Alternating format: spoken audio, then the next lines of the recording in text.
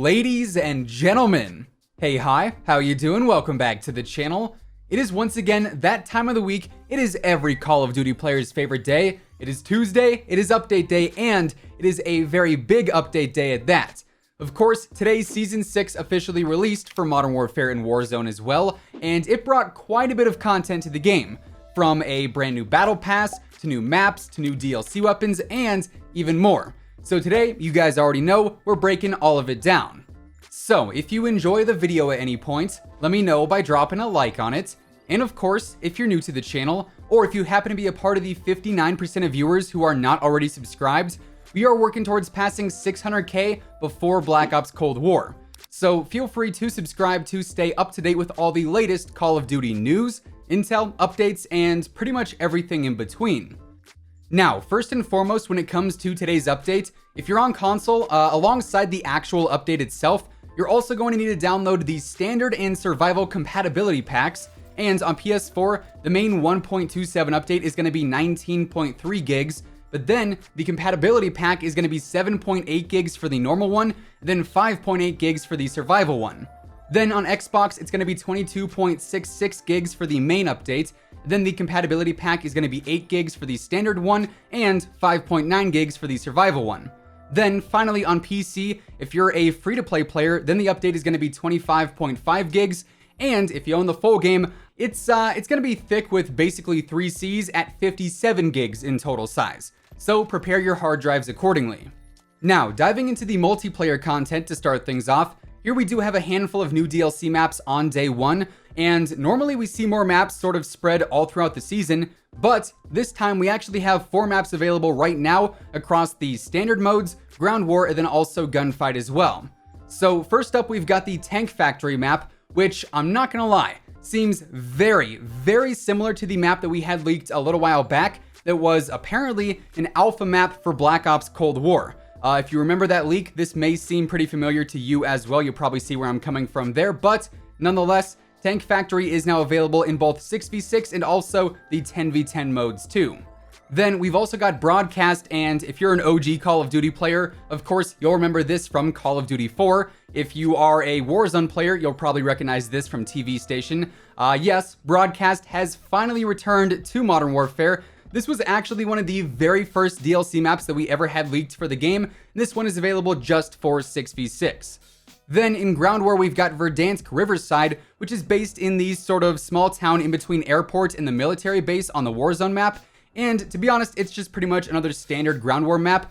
Very open though between the houses, so streaks can definitely be very, very dominant here. Then finally for the maps, we also have Station, which is the new gunfight map. And this features a very linear setup like most of the other gunfight maps do, and obviously it is very close quarters based as well.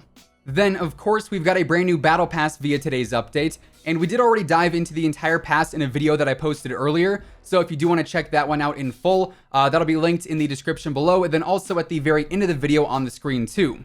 But here we have Farah available at tier 0. We've got the SPR208, aka the R700 at tier 15. And do keep in mind, this is a free tier, so everyone can earn this weapon there. Then same deal with the AS Val, which is available at tier 31. Then at tier 100, we also have the Nikolai operator. And I believe this is the first time that we've ever had 2 new operators in the battle pass. Usually it's just 1 and then the rest are in the store for the season, so definitely some very cool content there. Now, we've also got a new playlist refresh in multiplayer, and this week we have Quick Play per usual, alongside Ground War, which of course features the brand new Riverside map, Gunfight Blueprint Customs, Face Off on Station as sort of a constant playlist, Killstreak Confirmed, which of course is a brand new mode. We actually saw this one on the roadmap, and basically this is just like Kill Confirmed. However, in this mode, you can only earn your kill streaks through collecting dog tags, and when you die, your streak doesn't actually reset. So this mode is definitely going to have a lot of kill streak spam. Then finally, we also have the Season 6 Mosh Pit, which features the Season 6 maps in a variety of modes. Now, moving on into the store, we did end up seeing some new bundles added in here too. So first up, we have the Undead Forces bundle, and this is going to be available for 1600 COD points. This one includes the Red Menace skin for Sid, alongside the Primus assault rifle blueprint for the M4A1. This one comes with the commando barrel, the 5 milliwatt laser, no stock, the Merc foregrip, and then also the 60-round mags, which honestly is not a great attachment setup, but a cool little nod to zombies there nonetheless. Then this bundle also has the Hellhound finishing move, so yes, the Hellhounds are now in Modern Warfare. Then we also have a new quip, a charm, a calling card, an emblem, and also a spray.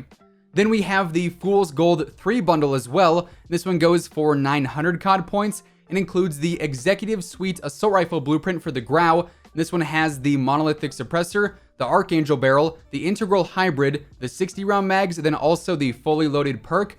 And this bundle also has a charm and a sticker too.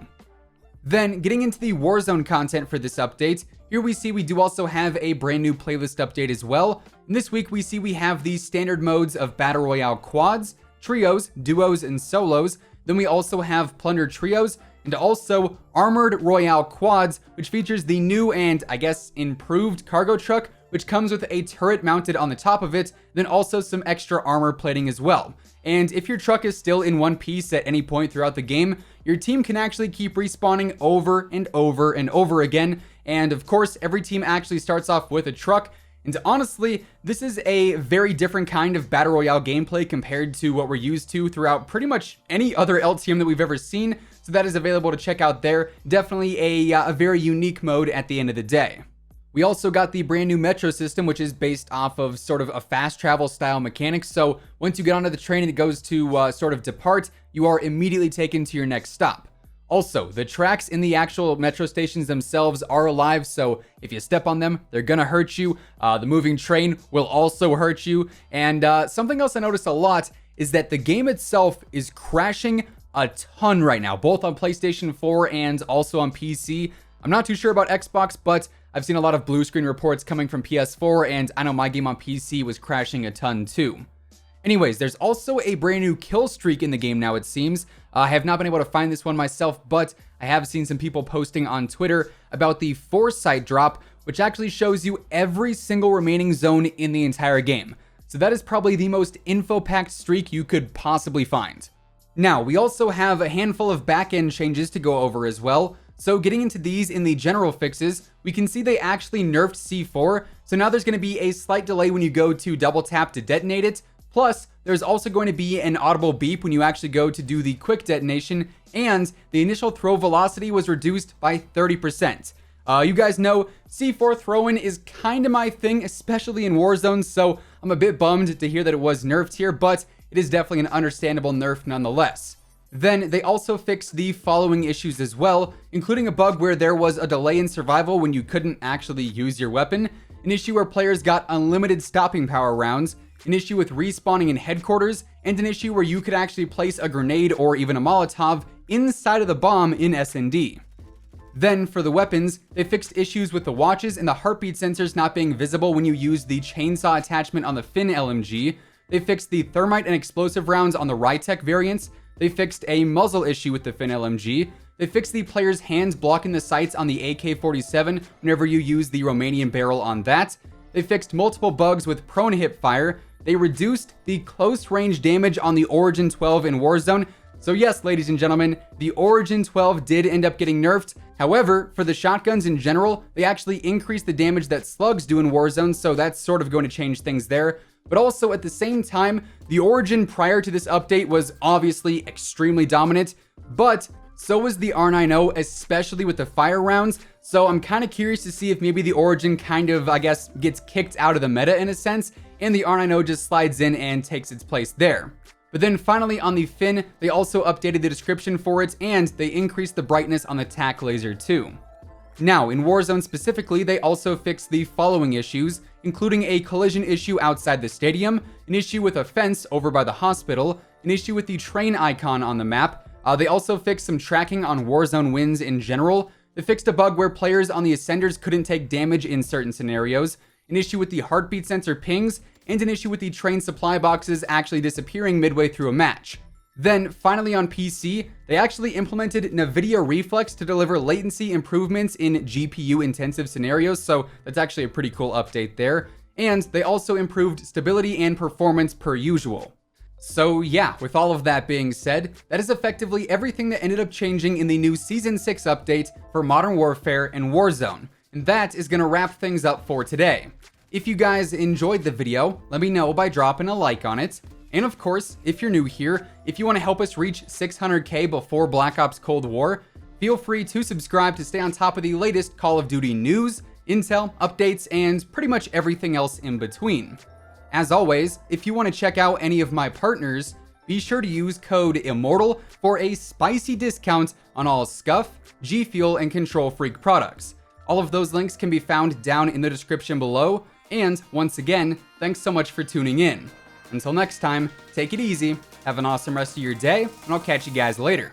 Peace out.